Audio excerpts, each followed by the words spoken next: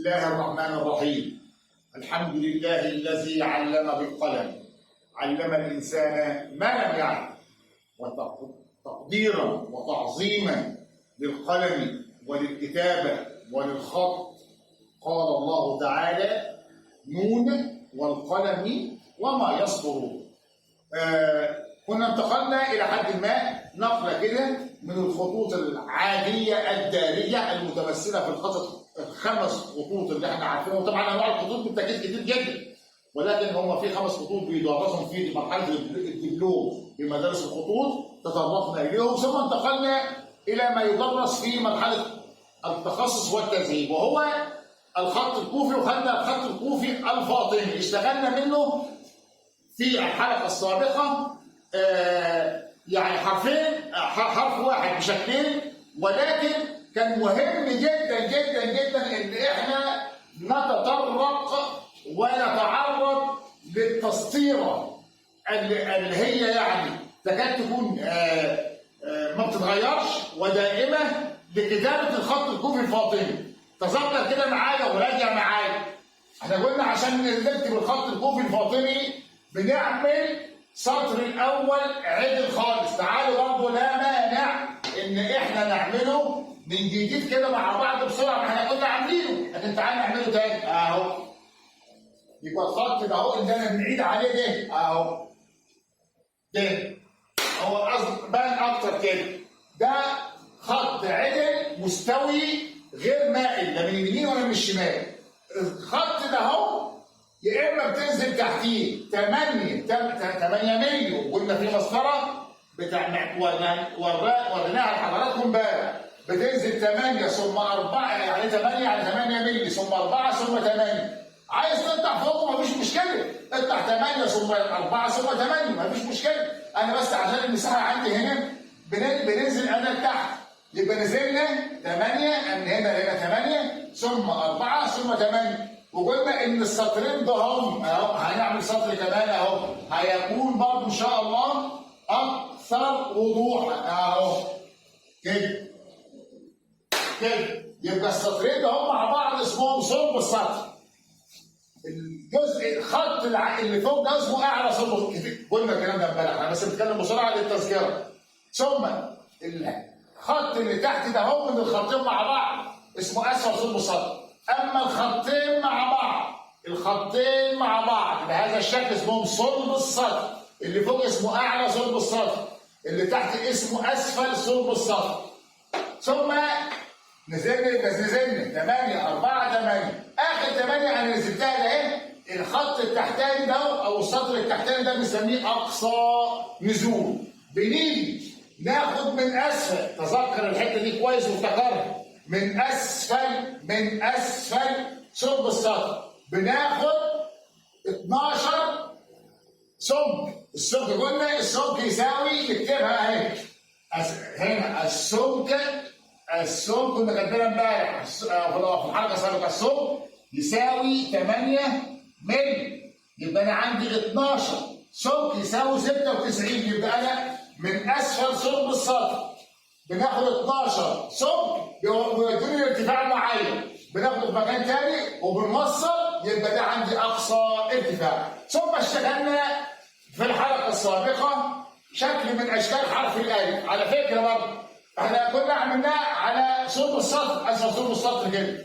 هو يجوز لك انك تكمله لحد تحت كده، مفيش عايز تكمله كده كمله برضه اهو، لان برضه الكوفي كده في بعض الحاجات دي اختياريه استحسانيه، انت بتحب تعملها اعملها لا مانع. يبقى الجزء اللي انا كملته ده اهو لحد هنا كده اهو، نشيل بقى الزيادات دي كده اهو. ممكن انت تكمل الالف لغايه هنا، لغايه اقصى نزول.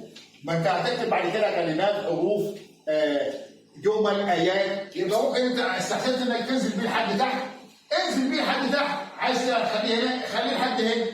ثم خدنا شكل تاني برضه عملنا فيه حميه كده، يبقى لغايه هنا كده لغايه هنا اهو. ممكن ده شكل عايز تكمله في كده شكل. على فكره لو عايز تخليه منتهي بهذا الشكل كده اهو،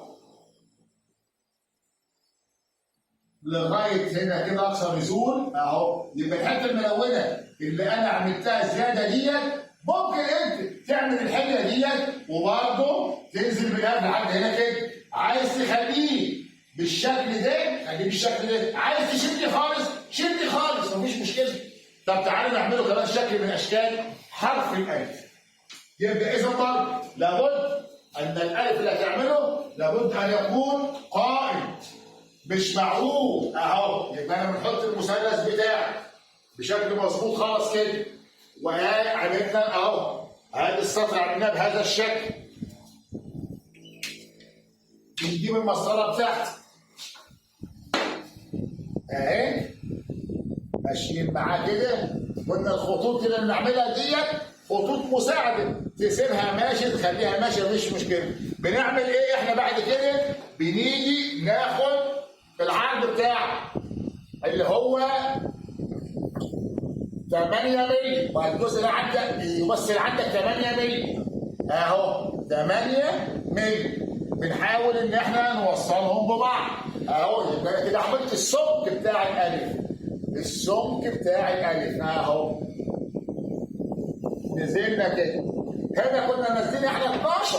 خليك واقف يا ريت تبقى تخليك فاكر ان الخط ده بيعتمد اساسا على المقاييس، وانك تبني فاكر المقاييس. كنا نازلين كده 11 جايه من هنا نزلنا 12 لحد تحت، وبعدين بنيجي نطلع كده 4 اهي. طلعنا هنا كده 4 مللي اهو لحد هنا كده. يبقى الشويه اللي انا طلعتهم دول كده 4 مللي عشان نيجي نعمل ترويسه كده اهي بالشكل ده ونوصلها بالشكل ده. تمام؟ طبعا هنبين بعد كده، بس خليك هنا معايا شويه. هنيجي هنا احنا كنا طالعين هنا كنا طالعين كده ماشيين كده كام؟ كنا ماشيين 4 اهي. كنا ماشيين كده 4 ادي الاربعه اهي. يبقى انا مشيت من كده 4 مللي، وكنا طالعين كده كام؟ كنا طالعين 4 اهي. ادي الاربعه اللي كنا طالعينها فوق اهي. بس احنا في الالف ده او شكل الالف ده كنا طالعين كده 4، بس بعد الاربعه دي هنمشي 8 كمان. هنمشي 8 كمان اهو. يبقى انا كده مشيت كده 8 كمان اهو. يبقى انا مشيت 4 بعد الاربعه مشيت 8، لكن فوق صلب السطح طرحت 4. كنا طالعين هنعمل ايه؟ هنيجي الحته دي احنا كنا موصلينها كده اهي وصلناها كده. اما دي كنا نزلنا بقى لا الحته دي احنا هناخدها عشان ننزل بيها كده اهو، ونيجي نكمل كده اهو. يبقى برضه ديت حليه للالف اهو. نكمل كده شكل الالف ونوضحه شويه اهو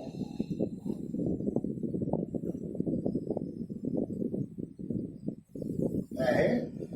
ودي خلاص احنا كنا كملناها هنا. ان شئت انك تخليه كده خليه كده، احنا بس برضه بنظبط كده للبيان او عشان اذا كان في خطوط ولا مساعده ولا بتاع مالناش دعوه بيه اهو.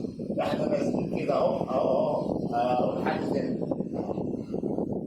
احنا بنظبط هو بالحساب كده يعني في الامتحانات ولا كده. لو انت بتعمل حاجات برضه ان شاء الله نحاول ان احنا نوريكم نموذج لبعض اللوحات الكوفي اللي ربنا اكرمنا وعملنا برضه ايه بعضها يعني بالاضافه الى بعض اللوحات الاخرى. ان شاء الله برضه بنتطرق ان احنا نبقى نوري حضراتكم برضه ايه حاجات زي كده. ممكن انا نسيب الالف كده خلاص.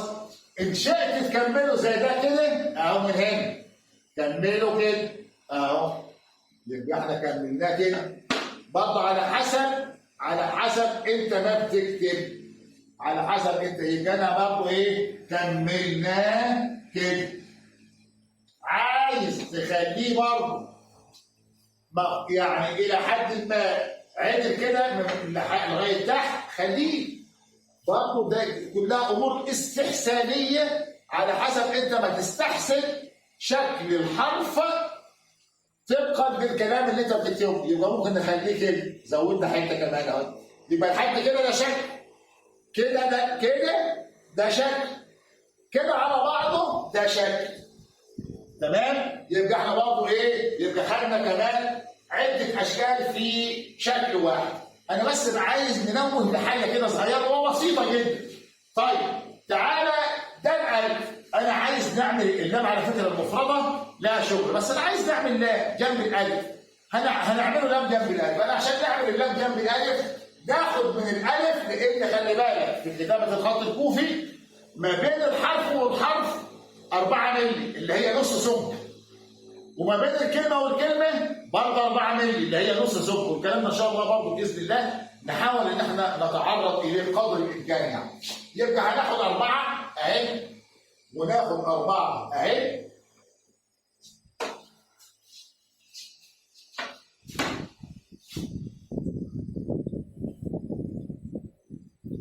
برضه خط مساعد من فوق لغايه تحت او اي حاجه كده. ثم بقى يبقى الشويه دول كام؟ الشويه او بلون تاني، الشويه دول بلون تاني، الشويه دول 4 كده. طيب هنيجي ناخد انا بعد ال4 دي ناخد 8، ناخد 8 اهي نقطتين كده اهمت علشان يطلع برضه الخط الى حد ما فيهوش اي ايه لا من فوق ولا من تحت. برضه اهي بالشكل ده كده اهو. يبقى احنا خدنا كده 4 ثم 8 افتكر معايا. طيب هو بس اللي انا عايز نقوله حاجه صغيره خالص، خلاص؟ خلي بالك بس قبل ما نقول الحاجه ديت هنعتبرها اللام. فاللام انا بتيجي من هنا علشان نمشي بقى كده على صلب السطر اهو، ونشوف ايه اللي هيبقى، ايه اللي هيبقى يتعمل بعديه من هنا كده اهو بالشكل ده. واحنا برضه لو جينا هنا اهو وضحنا كده اهو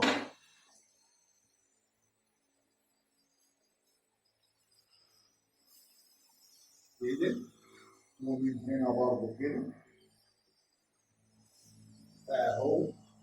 اللي انا عايز نقوله حاجه بسيطه جدا، التلويثه كانت في الالف لوحدها كانت الناحيه دي، ما نخليش بقى دي في الناحيه دي، لا نعكسها ناخد ال4 الناحيه دي اهو، ناخد ال4 كده الناحيه دي اهو بالشكل ده كده احنا كده ماشيين 4 ثم ناخد بقى ديت عكس دي عشان يدوا بشكل جمالي كده اهي.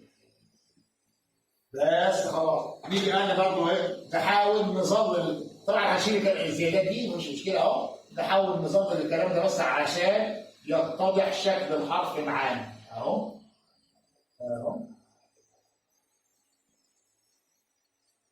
اهي.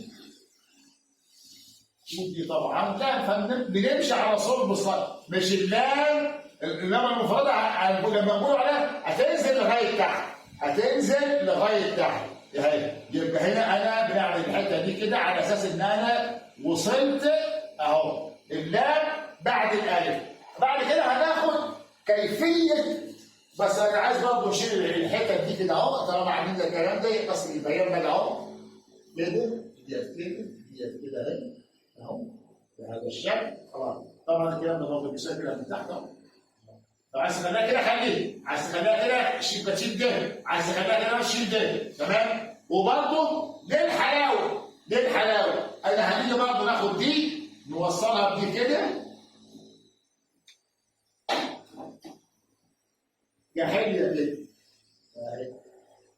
انا برضه ممكن نيجي نوصل دول ما تبقى خليهم من تحت شكل بعض كده اهو. يبقى الحته دي انا ممكن برضه نزودها كده عشان يبقى الجزء اللي نزل ده اهو، لو هي كده الجزء اللي نزل ده يساويه الجزء اللي هو في الناحيه دي كده، يبقى ديت الف وبعديها اللام. هو هيبقى فيه بعد كده ما يسمى بالحاجات المضفره، ان انا بخلي ديت قاطع ومقطوع، ودي ان شاء الله هنبدا نتطرق اليها باذن الله يعني. هيبقى في قاطع ومقطوع ان ديت تبقى متقاطعه مع دي كده بشكل معين، ان شاء الله برضه هنبدا نشرحها برضه باذن الله. احنا برضه مش عايزين نطيل اكتر من اللازم، هو في شكل كمان مش عارف يعني ان كان الوقت يسمح ولا ايه، لكن يعني عموما دول يكفوا ان شاء الله. لما نيجي احنا بعد كده هو نحاول بقدر الامكان ان احنا ناخد حروف اخرى، او هناخد بعد الكلمات بعد كده، او هنكتب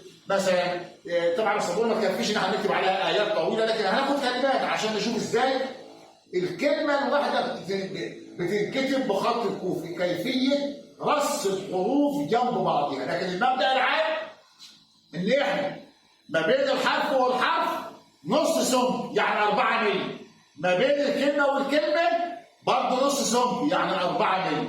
وبرضه احنا عايزين ننوه ان انا مثلا لو بنعمل الف ولام وفي بعدها حروف التاء، ده هيبقى برضه في بعض الفروع او بعض الزخارف البسيطه اللي بنملى بيها ما بين الحرف والحرف. وبرضه هو معلش هو برضه يعني الكلام فيه هيطول شويه، ولكن احنا برضه بنحب ان احنا ننتقل كده بعض الانتقالات برضه للفايده العامه. اللي انا عايز برضه نقوله وننوه اليه ان احنا بنحاول بقدر الامكان ان احنا نفيد الناس يعني ايه بحاجات بسيطه، احنا لا بنستعرض مهارات ولا حاجه، احنا بس بنحاول نفيد الناس. ده مثلا ده النسخ، ده الرقعه، ده الثلث، ده الديواني، دخلنا مثلا في الكوفي، لكن احنا لغايه دلوقتي برضه ما بنستعرضش مهارات ولا حاجه، احنا بدليل ان احنا برضه كنا متطرقين وسوف نتطرق. اذا الكتابه بسن القلم زي ما كنا بنعمل يبدي يا صغير، ادي الالف، ادي الباء، ادي الجيم، ما بندورش على المهاره بقدر ان احنا نحاول نفيد بعض الناس بما فيهم ولادنا الصغيرين واولادنا اللي في المراحل التعليميه المختلفه. مضطر نقول الى حلقه قادمه. السلام عليكم ورحمه الله وبركاته.